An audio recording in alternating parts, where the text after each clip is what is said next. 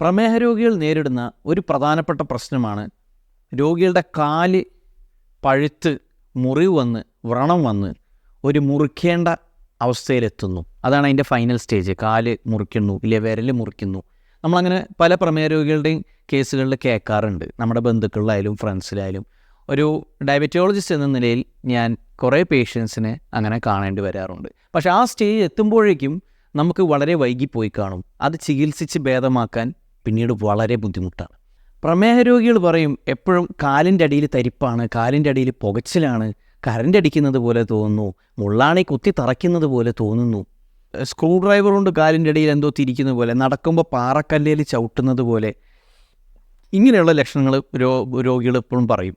അപ്പോൾ അതിൻ്റെ അർത്ഥം എന്താ? അവർക്ക് ഡയബറ്റിക് പെരിഫറൽ ന്യൂറോപ്പതി ഉണ്ട്. ഡയബറ്റിക് എന്ന് വെച്ച് കഴിഞ്ഞാൽ പ്രമേഹ രോഗം കാരണം, പെരിഫറൽ എന്ന് വെച്ച് കഴിഞ്ഞാൽ കൈയിൻ്റെയോ കാലിൻ്റെയോ അറ്റത്തുള്ള, ന്യൂറോപ്പതി എന്ന് വെച്ചാൽ നെർവിൽ അല്ലെങ്കിൽ ഞരമ്പുകളിൽ ഉണ്ടാകുന്ന ഡാമേജ്. അപ്പോൾ ഈ ഡയബറ്റിക് പെരിഫറൽ ന്യൂറോപ്പതി കാലിൽ രോഗികൾക്ക് ഈ തരിപ്പും പുകച്ചിലും ഉണ്ടാകുന്നത് കൊണ്ട് രക്തോട്ടം കാലിൽ കുറയുന്നത് കൊണ്ടാണ് ഒരു കാരണം. രണ്ടാമത് ഇവർക്ക് ഹാർട്ട് അറ്റാക്ക് ഉണ്ടായിരിക്കാം, അമിതമായ പുകവലി ഉള്ള ആളുകളായിരിക്കാം, കൊളസ്ട്രോൾ കൂടുതലുണ്ടായിരിക്കാം, BP ഉള്ള ആളുകളായിരിക്കാം. ഇവർക്കും ഇങ്ങനെ ഉണ്ടാവാൻ സാധ്യതയുണ്ട്. അപ്പോൾ ഇങ്ങനെയുള്ള ആളുകൾക്ക് കാലിൽ ഞരമ്പിൻ്റെ പ്രവർത്തനം കുറവായതുകൊണ്ട് ഫീലിങ്സ് കുറവായിരിക്കും. അത് ചൂട് തട്ടുന്നുണ്ടോ, തണുപ്പ് തട്ടുന്നുണ്ടോ, തരിപ്പാണോ, അല്ലെങ്കിൽ മുറിവായോ വേദനയായോ ഒന്നും അറിയില്ല. അങ്ങനെ ഫീലിങ്സ് സെൻസേഷൻസ് കുറവായതുകൊണ്ട് അതെവിടെയെങ്കിലും തട്ടിയിട്ടാണ് ഇത് മുറിവാകുന്നത്. ഞാൻ നേരത്തെ പറഞ്ഞ പോലെ ഇത് പഴുക്കാനുള്ളൊരു കാരണം ഈ ഡയബറ്റിക് പെരിഫറൽ ന്യൂറോപ്പതി ഉള്ള ആളുകൾക്കായിരിക്കും.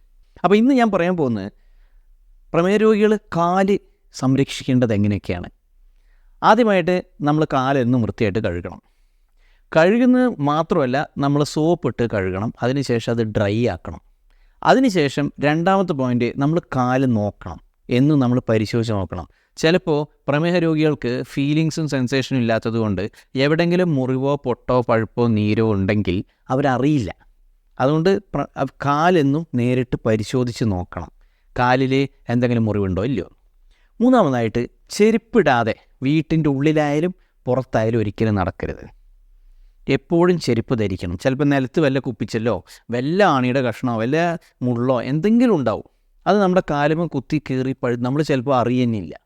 അപ്പോൾ പ്രമേഹ രോഗികൾ എന്തായാലും വീടിൻ്റെ അകത്തൊരു ചെരുപ്പ് വേറെ വയ്ക്കണം, പുറത്ത് പോവുകയാണെങ്കിൽ വേറെ. ഈ ധരിക്കുന്ന ചെരുപ്പ് അവരുടെ കാലിന് പെർഫെക്റ്റ് സോഫ്റ്റ് ആയിരിക്കണം. നല്ല പ്രഷർ സപ്പോർട്ട്, ഇവർ നിൽക്കുമ്പോൾ കറക്റ്റ് സപ്പോർട്ടുള്ള ചെരുപ്പായിരിക്കണം.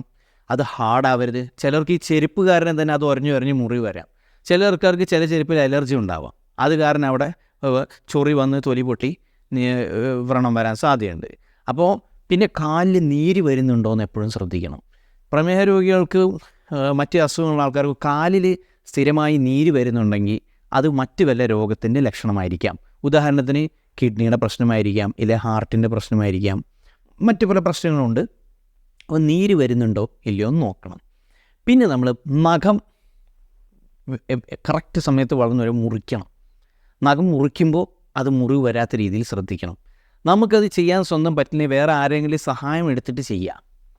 പിന്നെ കാലിൻ്റെ അടിയിൽ ഓൾറെഡി ഒരു മുറിവോ പഴുപ്പോ കുരുവോ എന്തെങ്കിലും കണ്ടു കഴിഞ്ഞ് കഴിഞ്ഞാൽ, ഒരു ചെറിയൊരു ഗ്രോത്ത് പോലെയോ എന്തെങ്കിലും കല്ലിപ്പ് പോലെ തടവ്, നിങ്ങൾ സ്വന്തമായിട്ടത് മുറിക്കാനും അതിൻ്റെ ഉള്ളത്തെ പഴുപ്പെടുക്കാനും ചിലങ്ങെടുക്കാനും പോകരുത്. നിങ്ങളത് ഒരു പ്രൊഫഷണലിനെ, ഒരു ഡോക്ടറെ കാണിച്ച് പരിശോധിപ്പിക്കുക. ചിലപ്പോൾ അതിൻ്റെ ഉള്ളിൽ വലിയൊരു പഴുപ്പുണ്ടാകാം, ഇല്ല ചിലപ്പോൾ അവിടെ രക്തോട്ടം തന്നെ പൂർണ്ണമായി നിലച്ച് പോയിരിക്കാം. അപ്പോൾ അത് ഗാംഗ്രീൻ ആയിരിക്കാം, ചിലപ്പോൾ നെക്രോസിസ് ആയിട്ടുണ്ടായിരിക്കാം, ചിലപ്പോൾ ആപ്സസ് ആയിരിക്കാം. നമുക്ക് പുറത്തുനിന്ന് കാണുമ്പോൾ അത്രയും മനസ്സിലാവും. ചിലപ്പോൾ അത് മുറിച്ച് കഴിഞ്ഞാൽ അതിൻ്റെ ഉള്ളിൽ നിന്ന് പല കാര്യങ്ങളും സെപ്സിസ് ആവാം. അത് നമ്മൾ എന്തെങ്കിലും ചെയ്തിട്ട് അത് ഇൻഫെക്ഷൻ ആവും. അതുകൊണ്ട് അങ്ങനെ എന്തെങ്കിലും അപലക്ഷണം കാണുക നിങ്ങൾ ഡോക്ടറെ കാണിക്കണം. വർഷത്തിൽ ഒരിക്കൽ ഡോക്ടറെ കൊണ്ട് എന്തായാലും പരിശോധിപ്പിക്കണം. കാരണം കാല് എന്ന് പറയുമ്പോൾ അതിൽ കാലിൽ എല്ലുണ്ട്, എല്ല് വരെ ഇൻഫെക്ഷൻ ബാധിക്കാം. തൊലിപ്പുറത്ത് മാത്രമായിരിക്കാം. ചിലപ്പോൾ ഒരു അൾസറായി മാറാതെ, ഡയബറ്റിക് അൾസർ ഫുട്ട് എന്ന് പറയും, കാലിലൊരു അൾസറായി മാറാം. ഈ അൾസർ ഉണങ്ങാതിരിക്കാനുള്ള കാരണം കാലിലോട്ട് രക്തോട്ടം കുറവായതുകൊണ്ടായിരിക്കാം. നാഡിനരമ്പുകൾ നെർവസ് സിസ്റ്റം വർക്ക് ചെയ്യാത്തതുകൊണ്ട് നമുക്ക് ആ സെൻസേഷൻ കിട്ടാതിരിക്കാം. അപ്പോൾ ഈ പ്രശ്നങ്ങളെല്ലാം ഉള്ളതുകൊണ്ട് കാല് ബാധിച്ചു കഴിഞ്ഞാൽ പിന്നെ അയാൾക്ക് മൊബിലിറ്റി നിന്നു, പിന്നീട് അയാൾക്ക് പരസഹായം വേണ്ടി വരും, ഇല്ലെങ്കിൽ പ്രത്യേക ഷൂ വേണ്ടി വരും. അപ്പോൾ അതുകൊണ്ട് പ്രമേഹ രോഗികൾ അവരെ കാലുകൾ പ്രധാനമായിട്ട് ശ്രദ്ധിക്കും. കാരണം ഒരിക്കൽ മുറിവായി കഴിഞ്ഞാൽ പിന്നെ അത് ഉണക്കിയെടുക്കുക, അല്ലെങ്കിൽ അൾസറായി കഴിഞ്ഞാൽ അതിനെ ഹീൽ ചെയ്തെടുക്കുക, ട്രീറ്റ് ചെയ്യുന്നത് വളരെ ബുദ്ധിമുട്ടാണ്. അതുകൊണ്ട് always prevention is better than cure. അപ്പോൾ ഞാൻ ഒന്നും കൂടെ സിമ്പിളായിട്ട് പറയാം. കാല് കഴുകുക, കാല് എന്ന് നമ്മൾ സ്വന്തമായിട്ട് പരിശോധിച്ച് നോക്കുക. ഒരിക്കലും ചെരുപ്പിടാതെ നടക്കരുത്. നാലാമത്, ഇടുന്ന ചെരുപ്പ് നമ്മുടെ കാലിനെ പ്രൊട്ടക്റ്റ് ചെയ്യുന്നതായിരിക്കണം. നഖം വളർന്നു വരുന്നേ കറക്റ്റ് സമയത്ത് നഖം വെട്ടണം. പിന്നെ കാലിൻ്റെ അടിയിൽ എവിടെയെങ്കിലും പഴുപ്പോ മുറിവോ ചിലവോ ഉണ്ടെങ്കിൽ ഡോക്ടറുടെ സഹായം തേടിയിട്ട് മാത്രമേ നിങ്ങൾ ചികിത്സിക്കാവൂ. Okay, thank you.